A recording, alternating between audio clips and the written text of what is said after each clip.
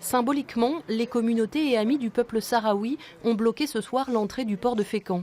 Ils s'opposent à l'arrivée dans le week-end du Key Bay, un navire qui transporte des huiles de poisson en provenance du Sahara occidental, un territoire annexé depuis 40 ans par le Maroc qui revendique son autonomie.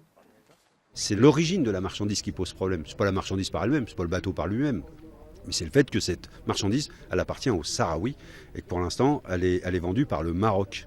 Et la loi dit non, vous devez l'acheter aux Sahraouis et pas aux Marocains. Une décision validée par la Cour européenne de justice le 21 décembre dernier est déjà bafouée aux yeux des Sahraouis. On pensait vraiment que la décision allait être respectée, que les droits des Sahraouis allaient être respectés. Et malheureusement non, c'est toujours la même histoire et le Maroc, encore une fois, je le répète, avec la complicité de la France, ne respecte absolument rien. Le Key Bay est déjà venu plusieurs fois livrer sa cargaison à destination de l'usine Olvea, où sont transformées les huiles à des fins cosmétiques.